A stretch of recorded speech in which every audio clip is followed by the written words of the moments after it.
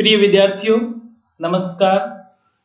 आप सभी का हमारे गुरु Sikar study hub YouTube channel पर हार्दिक स्वागत है। बच्चों, अगर अभी तक आपने हमारे इस चैनल को सब्सक्राइब नहीं किया है तो प्लीज सब्सक्राइब कर दीजिए और बेल बटन आइकन पर जरूर क्लिक कर दीजिएगा ताकि नए आने वाले वीडियो के नोटिफिकेशन है वो आप लोगों के पास रेगुलर मिलते रहे।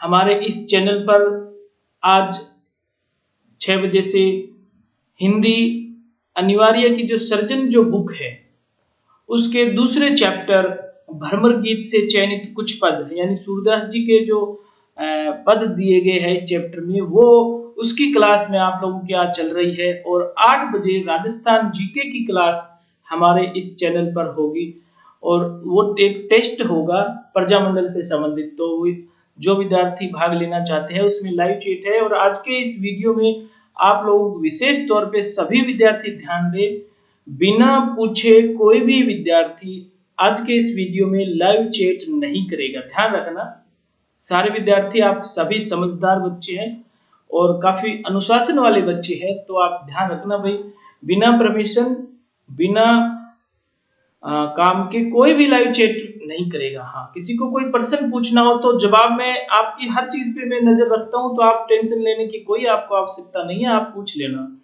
लेकिन आप सवाल पूछते हो और आप में से कोई जवाब देता है तो वो नहीं चलेगा, ध्यान रखना। तो चलिए फिर शुरुआत करते हैं आज के अनिवार्य हिंदी के चैप्टर नंबर 2 भ्रमर गीत से चयनित कुछ पद। पहले हम लोग आज कवि परिचय करेंगे। तो ये पद जो है वो सूरदास जी द्वारा रचित है। इनका जन्म सन 1483 ईस्वी में हुआ था और मृत्यु सन 1563 ईस्वी में हुई थी।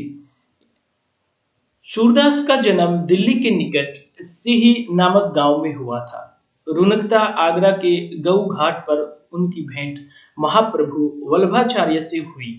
उन्होंने सूरदास को वल्लभ संप्रदाय में दीक्षित किया तथा भागवत कथा सुनाई। यहाँ पे ये आप लोग ध्यान रखना भी सूरदास जी के जो गुरुजी थे ना, हाँ, गुरुजी कौन थे? वल्लभाचार्य जी, जिसके आधार पर कवि ने उच्च कोटि के साहित्य का सृजन किया। सूरदास ने ब्रज भाषा में श्री कृष्ण की लीलाओं का सुंदर चित्रण किया है। वे भक्ति, श्रृंगार एवं वात्सल्य के अनुपम कवि है। सूरदास की प्रमुख रचनाएं 3 मानी जाती है: सूर सागर, सूर सारावली, साहित्य लहरी।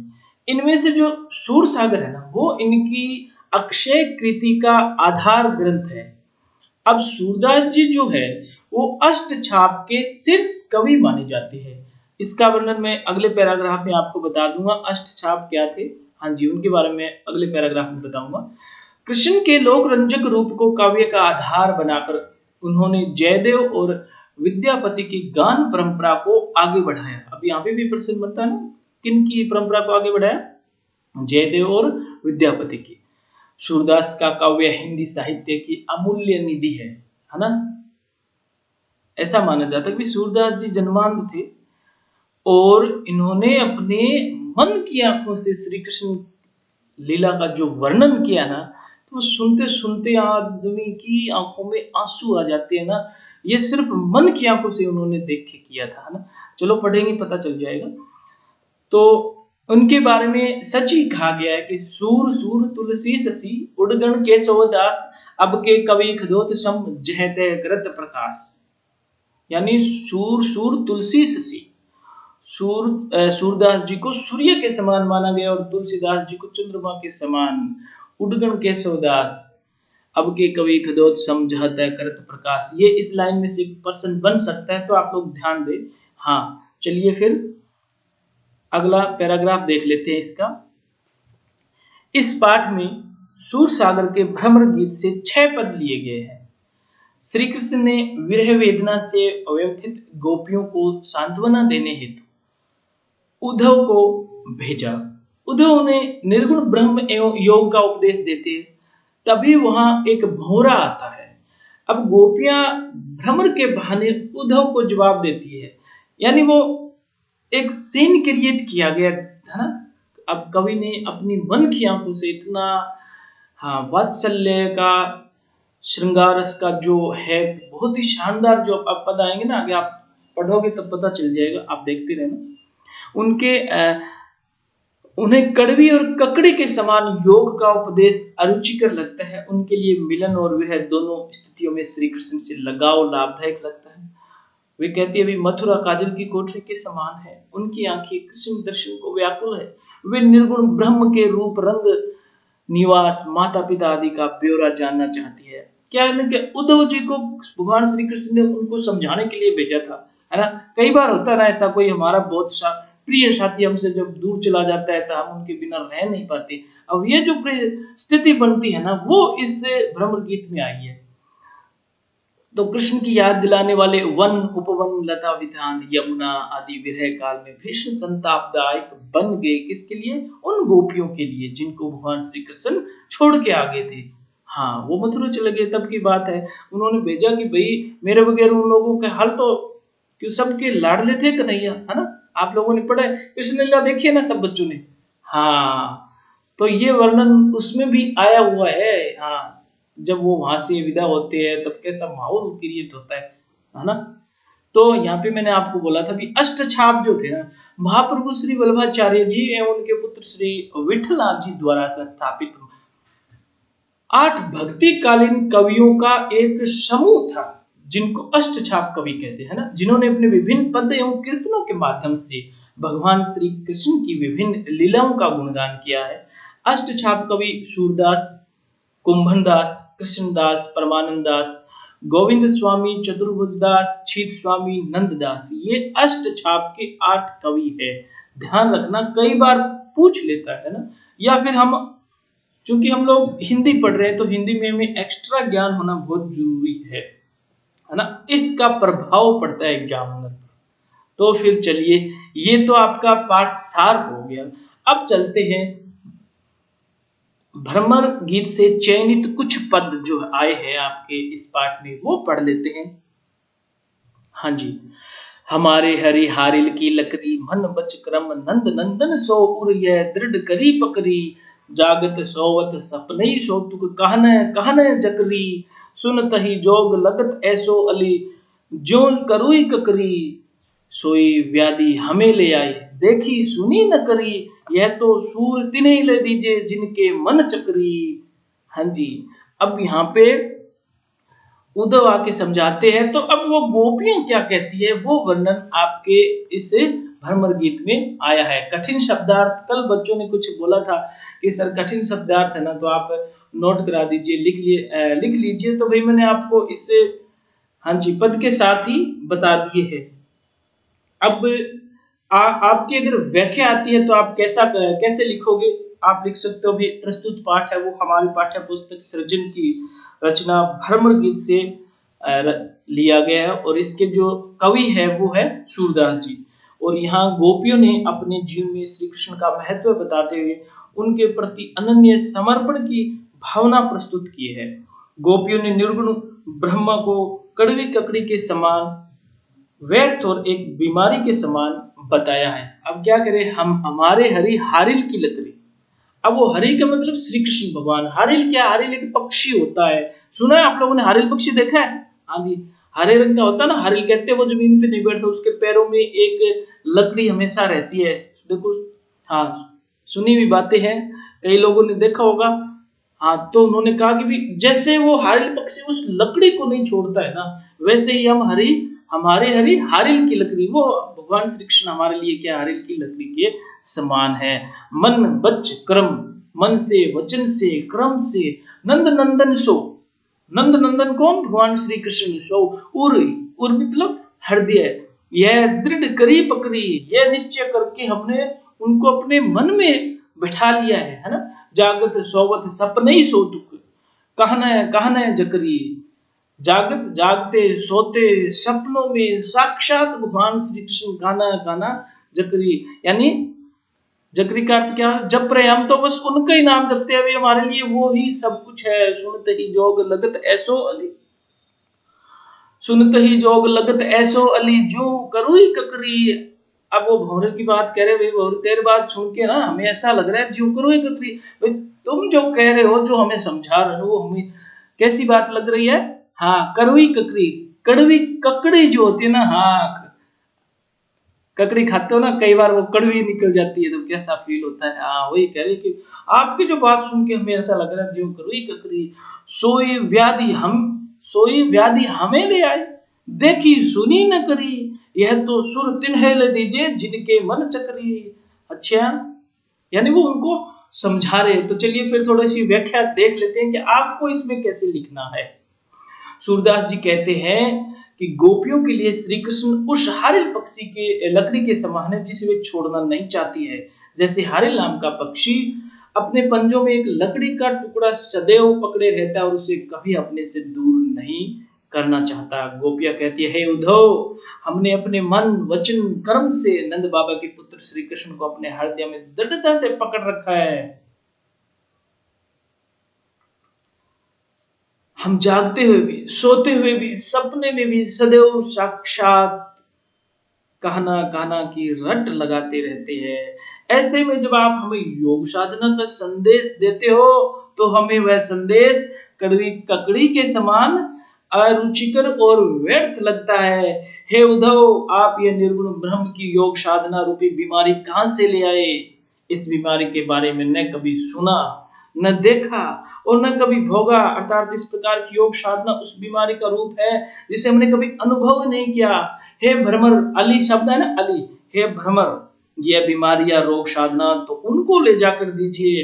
अर्थात सूरदास जी कहते हैं कि हे उद्धव, यह योग साधना रूपी बीमारी उनको जाकर दीजिए जिनके मन में चक्री, यानी जिनका मन चंचल है। हमारा तो भगवान श्री कृष्ण के साथ जुड़ा हुआ मन है, हमारा तो उनके साथ दृढ़ निश्चय से बंधा हुआ मन है। तो आप ये बात उनको बताइए जिनके मन में चक्री है ना, जिनके मन में चक्री है। तो ये इस पद का भावार्थ है। अब अगर आप विशेष में कुछ बताना चाहो तो बता सकते हो। ये जो भ्रम गीत है वो ब्रज भाषा के अंदर आया है। भाषा सरलता और सहजता वर्णित है। कवि ने यहाँ पे तत्सम और तद्भव शब्दावली के साथ सामासिक पदावली का भी प्रयोग हुआ है। यहाँ श्रृंगार रस के साथ अनुप्रास, उपमा, पुनरुक्ति, प्रकाश, अलंकार का भी सार्थक प्रयोग हुआ है। सूरदास ने इस पद में गोपियों के समर्पण में अनन्य भाव की भक्ति को व्यक्त किया है और उद्धव के ज्ञान और योग को व्यर्थ बताया है। यहाँ भक्ति में योग का अनुपम रूप साकार हुआ है। ये बातें आपको, अगर ये पद आपके एग्जाम में आ जाता है तो इतना सब कुछ आपको अनुवाद सहित प्रसंग व्याख्या विशेष लिखना पड़ेगा। चलिए फिर अगला देख लेते हैं। क्या है? हम तो दुहु भांति फल पायो, जो ब्रजनाथ मिले तो नीको, ना तरु जग जस गायो, कहवे गोकुल की गोपी, सब वर्णहीन लघु जाति, कहवे कमला के स्वामी, संग मिले बैठी इक पाती, निगम ध्यान मुनि ज्ञान अगोचर, ते भय घोष निवासी, ता ऊपर अब साच कहो धो, मुक्ति कौन की दासी, जोग कथा पा लागो उधो, ना कहू बारंबार, सूर श्याम तजी और बजे, जो ताकि जननी छार। है ना? पद को बार बार अगर हम पढ़ते हैं ना बहुत जल्दी समझ में आता है। हम तो दो भांति फल पायो, भाई हमने तो अपनी भाषा में बोलते हैं मानो की, हाँ भाई मैं तो दो बातों को फल प्राप्त कर लियो, है ना। तो ये करे कि हम तो दोनों भांत के फल प्राप्त कर लिए, जो ब्रजनाथ मिले तो निको, यानी वे अगर ब्रजनाथ मतलब भगवान श्री कृष्ण मिलते हैं तो भी अच्छा, ना तरु नहीं तो जग जस गायो, नहीं तो उनका जो यश गुणगान तो कर रहे हैं, है ना। मतलब वह है कि हम भक्ति कर रहे हैं भगवान की। कहे वे गोकुल की गोपी, सब वर्णहीन लघु जाति, यानी गोकुल की जो गोपियां हैं सब वर्णहीन, वो कहती लघु, हम छोटी जाति से हैं, वो बता रही है सारी की सारी हम लोग जो है। लेकिन कहवे कमला के स्वामी, संग मिली बैठी एक पाती, लेकिन वे आगे कह रहे हैं कि कमला के स्वामी मतलब लक्ष्मीपति, मतलब भगवान श्री कृष्ण विष्णु की बात हो रही है यहाँ पे, है ना। तो संग मिली बैठी एक पाती, हम लोग उनके साथ मिलके बैठते थे, है ना। निगम ध्यान मुनि ज्ञान अगोचरते, भय घोष निवासी, ता ऊपर अब साच कहो धो, मुक्ति कौन की दासी, जोग कथा पा लागू उधव, ना कहू बारंबार, है ना। भाई हमें बार बार अब मत समझाओ, वो उनको ज्ञान देने लगी। उद्धव जी को भगवान श्री कृष्ण ने भेजा था उनको समझाने के लिए, लेकिन जो गोपियां थी वो उनको ही ज्ञान, क्योंकि वो हालत ही ऐसी थी, है ना। कोई अपने से दूर चला जाता है तो हम खुद उसके बगैर थोड़ी रहते हैं। तो चलिए फिर मैं आपको थोड़ी सी व्याख्या इसके इस पद की बता देता हूं। गोपियां कहती है कि हे उद्धव, हमने तो दोनों प्रकार अपने जीवन में फल पा लिया है, अर्थात हमें श्री कृष्ण से प्रेम करने पर पछतावा नहीं है। हमें लगता है जैसे हमारे तो दोनों हाथों में लड्डू आ गए। अब यदि हमारे ब्रजवासी श्री कृष्ण मिल जाए तो बहुत ही अच्छी बात है, नहीं तो हम उनका गुणगान करती हुई सुखी रहेंगी, क्योंकि हम गांव की रूप सौंदर्य छोटी जाति की गोपियां हैं और वे लक्ष्मीपति श्री कृष्ण संसार के स्वामी है, जिनके पास एक ही पंक्ति में हिल मिलकर बैठने का सौभाग्य पाया। अर्थात हम उनके साथ हिल मिलकर प्रेम से एक साथ रहे हैं। वे पूर्ण ब्रह्म परमात्मा, योगियों के ध्यान और मुनियों के ज्ञान का आधार है। अनंत ईश्वर के स्वरूप जो हमारे गांव के ही निवासी बने और हमें अपने पास रहने का सुख दिया, वे श्री कृष्ण केवल गोप गोपियों का प्रेम और भक्ति देखकर इस ब्रज में अवतरित हुए हैं। आप हमें यह बता दीजिए कि आप जैसे ज्ञानी और योगी जिस मुक्ति को पाने के लिए प्रयास करते हैं, वह मुक्ति किसकी दासी है? लिखा है ना, निगम ध्यान मुनि ज्ञान अगोचर ते भय घोष निवासी, ता ऊपर अब साच कहो धो मुक्ति कौन की दासी। अब ये बताओ मुक्ति जो है वो किसकी दासी है? मतलब हमने तो उनका पल पकड़ रखा है, भगवान श्री कृष्ण का डायरेक्ट कनेक्शन कर रखा है अभी यहाँ पे। वह मुक्ति किसकी दासी है? वह मुक्ति केवल भक्त की ही दासी है और हम ब्रजवासी प्रेम और भक्ति के उपासक है। हमें मुक्ति की आकांक्षा नहीं है। अब आपसे एक ही प्रार्थना है कि आप यह योग साधना को उपदेश बार बार न दें। हे उद्धव, इस संसार में जो कोई भी श्री कृष्ण की भक्ति छोड़कर अन्य किसी दूसरे देव की भक्ति करे, दूसरे की आराधना करे, ऐसे व्यक्ति का जन्म ही व्यर्थ माना जाता है। अर्थात जो व्यक्ति श्री कृष्ण की भक्ति छोड़कर किसी अन्य की उपासना करता है, वह अपनी माता को ही लज्जित करता है। अर्थात हमने तो श्री कृष्ण को पाकर या ना पाकर दोनों ही रूपों में सुख प्राप्त कर लिया। लिखा ना, सूर श्याम तजी भजे जो ताकि जननी छान ना। उसने अपने यानी भगवान श्री कृष्ण की जो भक्ति नहीं कर रहा था, उसने तो क्या कर दिया, अपनी जननी छाल, मतलब माँ के दूध को इलाज ले जाने से देते, यहाँ कहा गया है ना। अब यहाँ पे व्यंग्यात्मक शैली का प्रयोग हुआ है और साहित्य और लाक्षणिक भाषा का प्रयोग हुआ है।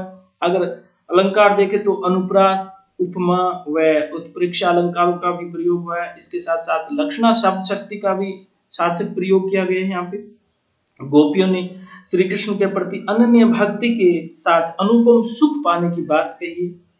भक्त के लिए भगवान का अनुग्रह और प्रेम सर्वोपरि है। इसके आगे तो मुक्ति भी तुच्छ और व्यर्थ मानी गई है। तो ये इस पद का सार है। ध्यान रखना, जैसे एग्जाम में आता है आपको ठीक उसी तरीके से ये चीजें बताते हुए लिखना है। चलिए फिर अगला देख लेते हैं। बिलक जन मानहु उधो प्यारे, वह मथुरा काजर की कोठरी जे आवई ते कारे। तुम कारे सुफलक सुत कारे, कारे मधुप भंवारे, तिनके संग अधिक छवि उपजत कमल नैन मनियारे। मानहु नील माट ते काढ़े, ले जमुना जाए पखारे। ता गुण श्याम बही कालिंदी, सुर श्याम गुण न्यारे। बिलक जानी मानो, यानी भी हम कह रहे कि दो प्यारे बुरा मत मानियो, है ना। वह मथुरा काजर की कोठरी जे आवई ते कारे, वो मथुरा जो है वो काजर की काली कोठरी है, वो जो वहां से आता ना वो सबके सब दिल के कारे है। तुम कारे सुफलक सुत कारे। अब जो क्या हुआ कि ये जो उद्धव को भेजा ना, तो इनके साथ जो अक्रूर जी जो थे ना, कृष्ण लीला देखी है ना सब बच्चों ने, समझ में आ जाती है ना कहानी। हाँ जी, तो अक्रूर जी को भी उनको भेजा। वो तो कह रही है तुम कारे, अक्रूर जी कारे, कारे मधुप भंवारे, यानी वहां से जो भी आ रहे हैं ना, मधुप भंवारे, मधुप मतलब मधुकर भंवरा, है ना, यानी जो भी आ रहे हैं वो सारे कारे रंग की है। तिनके संग अधिक छवि उपजत कमल नैन मनिहारे, लेकिन इनके संग हमारे जो भगवान श्री कृष्ण है ना, उनकी जो छवि है ना वो मनिहारी है। मानहु नील माट ते काढ़े, ले जमुना जाए पखारे। अब वो कह रहे कि मानो जैसे नील माट कौन सी होती है, समझते हो ना, जो वस्त्र जो नीले मतलब चुन्नी रंगाई वाली, समझते हो ना, उस तरीके की पहले डाई होते थे, है ना, माट। तो वहां पे कपड़े को डाल के निकालते तो कलर करने वाला वो सिस्टम था। तो वो कह रही थी जैसे नील माटते काढ़े, ले जमुना जाए पखारे। अब जैसे नीले माट में से भगवान श्री कृष्ण को निकाला है, जमुना जाए पखारे। पखारे का मतलब क्या होता है?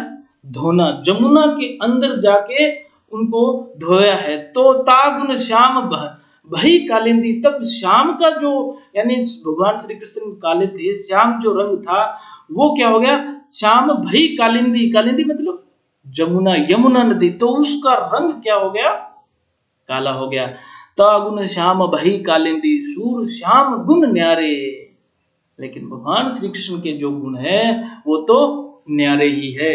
चलिए फिर इसका हम लोग देख लेते हैं व्याख्या आपको कैसे करनी है। जी हाँ, सूरदास जी ने भ्रमर गीत के इस पद में गोपियों के माध्यम से कहा है कि गोपियां उद्धव से कहती है कि हे प्यारे उद्धव, आप बुरा मत मानना, लेकिन ये मथुरा के लोग सबसे अलग ही है। ऐसा लगता है कि मथुरा एक काजल की कोठरी के समान है, इसलिए जो भी वहां से आता है वह काला ही आता है। जैसे आप काले हैं, कृष्ण और बलराम को ले जाने वाले अक्रूर जी भी काले हैं, और इधर उधर से जो उड़कर आने वाले जो भंवरे, उनका रंग भी काले हैं। अब इनके साथ रहते हुए हमारे श्री कृष्ण की छवि उन सबसे सुंदर है। हमारे कृष्ण सबके नेत्रों को सुख देने वाले हैं।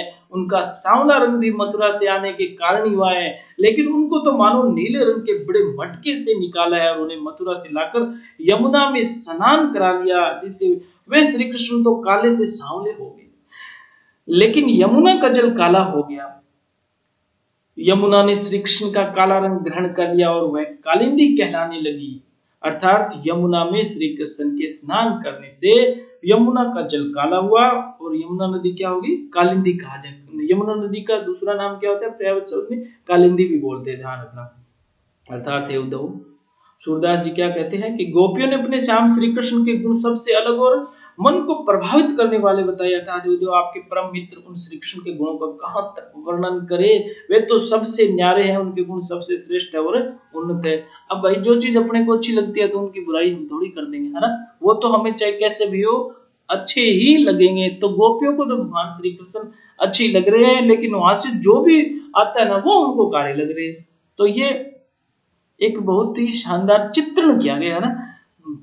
अगर कल्पना करके देखे, है ना, कहते हैं ना, सीन इमेजिन करो, हाँ, तो कैसा फील होता है। चलिए फिर अगला देख लेते हैं।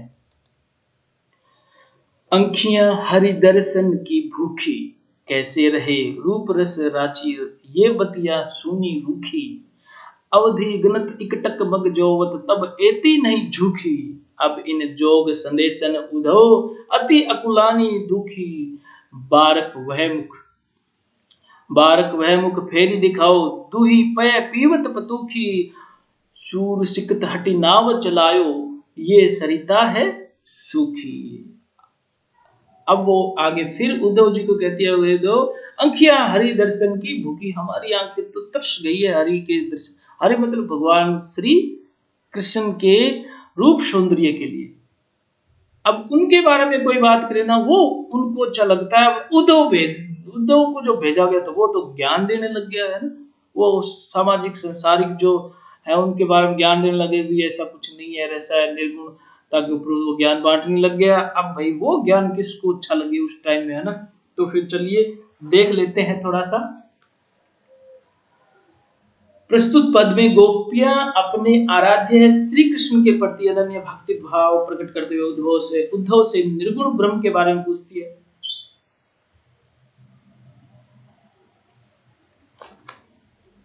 हाँ, निर्गुण नहीं, ये अंखिया हरि दर्शन की भूखी। तो वो कह रही है कि गोपियां कहती है, हमारे प्रभु श्री कृष्ण जब से मथुरा गए हैं तब से उनके दर्शन नहीं हुए हैं। हमारी आंखें अपने स्वामी श्री कृष्ण के दर्शन करने के लिए भूखी है। हाँ, ये तो मैंने आपको पहले ही बता दिया ना, भूखी है। वे आंखें जो श्री कृष्ण के सुंदर रूप में रंगी हुई है, अर्थात श्री कृष्ण के सुंदर स्वरूप को अपने नेत्रों में बसा रखी है, अर्थात श्री कृष्ण के सुंदर स्वरूप को अपने नेत्रों में बसा रखा, वे अब अपने स्वामी की रूखी बातें सुनकर ही कैसे रह सकती है। जब श्री कृष्ण मथुरा गए तब कहा था कि मैं शीघ्र ही लौट कर आऊंगा।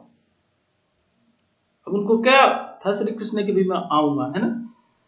इसलिए उनके आने के इंतजार में लगातार रास्ता देखते देखते ये आंखें खींच नहीं रही है, इन्हें चिढ़ नहीं रहे। अवधि गणत इकटक मग जोवत तब एती नहीं झुकी, यानी अब जो टाइम उन्होंने दिया तो वो तो हम लोग निकाल रहे हैं, गिन गिन के निकाल रहे हैं। मग जोवत तब एती नहीं झुकी, झुकी का मतलब क्या दे रखा है? हाँ जी, आपके नीचे कठिन शब्दार्थ है ना। हाँ, झुके दुख से पछताई है, यानी वो कह रहे हम कोई बात नहीं, हम इंतजार कर लेंगे उनका। हाँ, गोपियों को अर्थात गोपियों को अपने श्री कृष्ण के आने की प्रतीक्षा है, लेकिन उस इंतजार में भी गोपियों को दुख नहीं हो रहा है, वे खींचने। लेकिन अब उद्धव का संदेश सुनकर दुखी होती है। गोपियां कहती है उद्धव हमारे नेत्रों में तो अपने स्वामी का ही रूप सौंदर्य बसा है, इस कारण अन्य किसी की भक्ति करना या उसके दर्शन करना भी नहीं चाहती। हमारे लिए तो श्री कृष्ण ही अपने स्वामी है। हे स्वामी श्री कृष्ण, एक बार तो आकर अपना मुख फिर से दिखा दीजिए। ये पत्तों के दोनों के समान हमारे नेत्र। आगे दिखाया दिया ना अगला लास्ट वाला, क्या करिए, बारक वह मुखी फेरी दिखाओ, यानी एक बार फिर वह मुख फिर से दिखाओ। दूही पय पीवत पतुखी, दूही मानी दोते, पय मानी दूध, पीवत पतुखी पतल जो होती है ना, दान पतल का दान, उसमें जो दूध में जो आप पीते थे निकाल के, मतलब वो वहां का वो वर्णन करिए। सूर सिकत हटि नाव चलायो, ये सरिता है सुखी। सिकत मतलब बालू रेत में भी, बालू रेत में चाहे आप कितनी नाव चलाओ, ये सरिता है सुखी। क्या कह रहे हैं, चलिए देख लेते हैं। तो वो कह रही है कि भी गोपी ने बताया कि उद्धव जिन नेत्रों से लगातार आंसू धारा बहती रहती है उनमें नाव चलाना भी संभव था, अब ये आंखें सूख गई है, अब उनमें आंसुओं की धारा नहीं है। अर्थात आपके दर्शन के लिए हमारे नेत्र सदैव भूखे ही रहते हैं। आपकी राह देखते देखते नेत्रों के आंसू भी सूख गए हैं, अतः आप शीघ्र ही हमें एक बार फिर दर्शन करा लीजिए। आप अपनी योग साधना और निर्गुण ब्रह्म का संदेश छोड़ दीजिए, ये सभी हमारे लिए व्यर्थ है। अब भाई वो उनको समझा रहे हैं, ये उनको समझा रहे हैं, यानी दोनों आपस में पदों के माध्यम से समझाया गया है। भ्रमर गीत की रचना जो है ना, वो उसका यही उद्देश्य है। हाँ, यानी भ्रमर भंवरा जो है उसको तो एक माध्यम बनाया गया था। चलिए फिर अब आगे निर्गुण का जो बताया, फिर उद्धव ने उनको निर्गुण भक्ति के बारे में समझाया कि भी ऐसे कोई आप ऐसे मत करो, ऐसे इतना ज्यादा करने का कोई फायदा नहीं है, समझाए। लेकिन फिर वो अब उनकी बात माने कौन, तो वो कहने लगी निर्गुण गुण देश को बासी मधुकर, हंसी समुझाए सोमदेव बुझती सांच न हासी। को है जनक जननी को कहियत, कौन नारी को दासी। हाँ, अब ये प्रश्न तो पूछ ले है ना। अब ये प्रश्न पूछ ले, बता निर्गुण कौन देश का वासी है, बताओ फिर निर्गुण कौन से देश का वासी है। भगवान तो श्री कृष्ण जो हमारे साथ रहे थे, हम कह सकते हैं हमारे ब्रज के निवासी थे वो, है ना। वो उनको कहने लगी बताओ आप निर्गुण फिर कौन से देश को। हंसी समुझाए सौदे बुझती साँच, सौगन दे के वो क्या बोल रही, सच्चे पूछ रहे न हंसी, है ना। वो कह रहे मैं मजाक कौन करा, उद्धव को कह रहे हैं कि हम लोग मजाक नहीं करे, हम लोग सच्ची आपसे पूछ रहे हैं, है ना। लेकिन वो भ्रमर जो भंवरा था मधुकर, उसका बहाने से उसको कह रही है, ये ध्यान रखना इस चीज में, है ना। को है जनक, को है जनक मतलब कौन है इसके पिता। जननी को कहियत, माता किसको कहते हैं। कौन नारी, कौन उसकी पत्नी है। को है दासी, कौन दासी है। कैसो बन, कैसा रंग है। भेष है कैसो, कैसा वेश है। कही रस में अभिलाषी, समझ में आ रहा है क्या। यानी कही रस में अभिलाषी, किस प्रकार का रस चाह रखने वाला, इच्छा रखने वाला है। पावेगो पुनि कियो आपनो जोरे कहेगो गासी, सुन्नत मोन हवे रहो ठग्यो सो सुर सबिमति नासी। अब भाई ऐसे ऐसे प्रश्न सुन के उद्धव जी तो कैसे हो गए, ठगे से महसूस रहने लगे।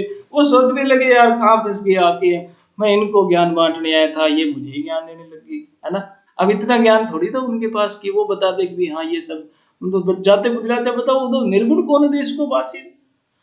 हंसी समझाए सो दे बुझती सांच ना हंसी, वे मैं शोकन खा गई था, है ना। हंसा को नहीं, मजाक कौन करा, आपने बोलते ना ऐसे मजाक नहीं करे, हमें आप बता दो प्लीज कौन है जनक, है ना। को है जनक जननी को कहिए, बताओ भाई निर्गुण कौन है। हाँ, कौन इसके पापा है, कौन इसकी मम्मी है। कौन इसकी नारी है, बताओ निर्गुण। अब वो वहां पे चक्कर में पड़ गया, कौन, उद्धव जी। और यहाँ पे क्या, भंवरे के माध्यम से प्रसन्न किसके साथ हो रहे, उद्धव के साथ हो रहे हैं। तो अब इसका मैं आपको व्याख्या बता देता हूँ। हाँ जी, क्योंकि ये चीजें ना नोट करने वाली सी चीजें होती है, हम इसको तो समझने के लिए हमें शब्दों का आपको थोड़ा बहुत बता देते हैं, लेकिन जब आपके एग्जाम में आते हैं तब आप कैसे लिखोगे। तो सबसे पहले प्रसंग बताओगे। प्रसंग क्या है कि प्रस्तुत पद हमारी पाठ्य पुस्तक सृजन की रचना भ्रमर गीत से अवतरित है और इसके रचयिता कवि सूरदास जी है। इस पद में गोपियों ने उद्धव से अपने स्वामी श्री कृष्ण के समान ही निर्गुण ब्रह्म का परिचय पूछा, जिससे वे अपने स्वामी और निर्गुण ब्रह्म का अंतर कर सके, है ना। वो कह रहे हमें तो आप बता दो, कम से कम पता तो चलेगा ना, जिससे वे अपने स्वामी और निर्गुण ब्रह्म का अंतर से। गोपियों ने उद्धव का उपहास करते हुए व्यंग्य किया है।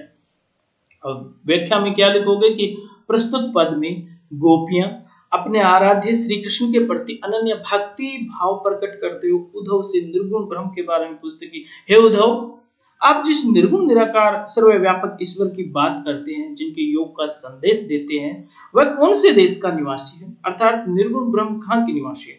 हे मधुकर, हमें समझाकर बताओ, हम आपको अपनी सौगंध देकर पूछते हैं कि हमें ठीक प्रकार से बताओ, हम आपकी हंसी नहीं उड़ा रही है, हम सच में निर्गुण ब्रह्म के बारे में जानना चाहती है, यह कोई हंसी नहीं है। सच सच बताओ कि तुम्हारे निर्गुण के पिता कौन है, कौन उनकी माता है, उनकी पत्नी का नाम क्या है और उनकी दासी कौन है। हे उद्धव, सच बताना कि उनका रूप रंग कैसा है और उनकी वेशभूषा कैसी है, उनको कौन सा रस या स्वाद पसंद है, उनके मन को कौन सी वस्तु रुचिकर लगती है।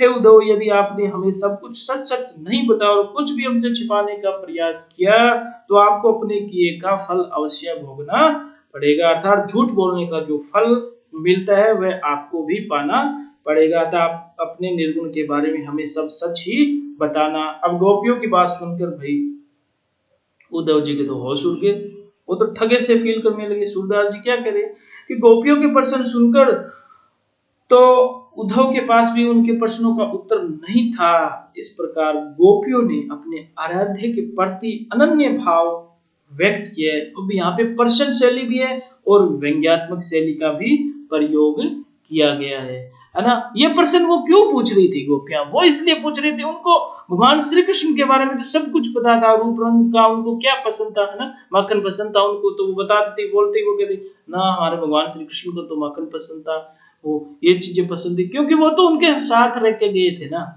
तो ये आपस का जो प्रेम जो था ना, तो वो ही उनके विरुद्ध कुछ भी सुनना पसंद नहीं करता था। उद्धव जी ने तो बहुत ज्ञान बताया, है ना, उन्होंने कभी ऐसा कुछ नहीं होता है, ये संसार मोह माया है ना। भगवान श्री कृष्ण के बारे में वो बोला कि वो इस प्रकार के हैं, लेकिन वो समझने को तैयार ही नहीं हुई, उल्टे उनसे ही सवाल कर लिए। तो ये है आपका निर्गुण कौन देश का बासी पद का भावार्थ। चलिए फिर अगला आखिरी पद देख लेते हैं। बिन गोपाल बेरिन भई कुंजई। अब वो बता रही है कि भी जब भगवान श्री कृष्ण चले गए तो हमारी क्या हालत हो गई है, वो तो समझो कम से कम। कह रही है बिन गोपाल बेरिन भई कुंजई, तब ये लता लगती अति शीतल, अब भई विषम ज्वाल की पूंजई। भी जब बिन गोपाल बेरिन भई कुंजई, ये जो वृक्ष पौधों का समूह है ना, ये जो वन जो है ना, ये बिन गोपाल के बेरिन शत्रु की तरह हमें लगने लग गया है। तब ये लता लगती अति शीतल, पहले जब भगवान श्री कृष्ण हमारे साथ यहाँ रहते थे तो ये लता ये जो बेल है वो हमें बहुत शीतल लगती थी। अब भय विषम ज्वाल की पूंजी, अब तो ये विषम भयंकर ज्वाल जो होता है ना, आग की जो लपटे बोल सकते हो आप, है ना, हाँ जी, उस तरीके से हमें हाँ जलाने को तोड़ती है। वृथा बहती जमुना, अब जमुना नदी बह रही है, वो भी वृथा ही बह रही है कि हाँ, क्योंकि भगवान श्री कृष्ण यानी खग बोलत, ये जो पक्षी बोलते हैं वो भी व्यर्थ बेकार में व्यर्थ बोल रहे। वृथा कमल फूलई अली गुंजी, और वृथा ही कमल फूलई अली, अली मतलब भंवरा जो कमल के फूल के चारों ओर मंडरा रहे हैं, गूंज रहे हैं, वो भी व्यर्थ ही गूंज रहे हैं, क्योंकि उनके चले जाने के बाद हमें कुछ अच्छा ही नहीं लग रहा है। पवन पानी घनसार संजीवनी, दधि शुद्ध किरण भानु भई गूंजई। हे उद्धव, कहियो माधव सो विरह कदन करी मारत लूंजई। सूरदास प्रभु को मग जोवत अंखिया, भई बरन जो गुजई। है ना। इतना मार्मिक चित्र किया ना, सुनकर ऐसा रोने लग जाते। तो होता है ना, आपने कृष्ण लीला देखी है उनकी जो, हाँ, चित्रण जो जब आप देखते हो तो हमें ऐसा लगता है कि भगवान श्री कृष्ण हमसे दूर हो गए, अब हमें कुछ अच्छा तो लगता ही नहीं है। वो जब थे तो हमें बहुत कुछ अच्छा लगता था, लेकिन अब जो माहौल है ना वो खराब हो गया है। चलिए फिर देख लेते हैं। हाँ जी, गोपियों, सूरदास जी गोपियों के माध्यम से कहते हैं कि हे उद्धव, हमारे गोपाल श्री कृष्ण के बिना ये वृंदावन की कुंज गलियां भी शत्रु हो गई है। अर्थात अपने क्रीड़ा स्थल की कुंज गलियां जो कृष्ण के रहते सुख देती थी, वे सब अब अप्रिय दुखदायक लगने लगी है। जब गोपाल कृष्ण यहाँ थे तब तो जो लताएं हमें शीतलता देती थी, अब वे भयानक ज्वाला की लपटें लगने लगी है। अर्थात गोपियों की विरह वेदना से शीतल वातावरण भी भयानक ज्वाला के रूप में बदल गया है, जो मानो अब हमें जलाना चाहती है। ऐसा लगता है यह जमुना भी अब व्यर्थ ही बह रही है, पक्षी भी व्यर्थ ही बोल रहे हैं, कमल के फूल भी व्यर्थ ही खिल रहे हैं, और ये भंवरे भी व्यर्थ ही गुंजार कर रहे हैं। अर्थात गोपियों को कृष्ण के बिना यमुना का बहना, पक्षियों का बोलना, फूलों का खिलना और भंवरे का गुंजार करना सब कुछ व्यर्थ ही लग रहा है।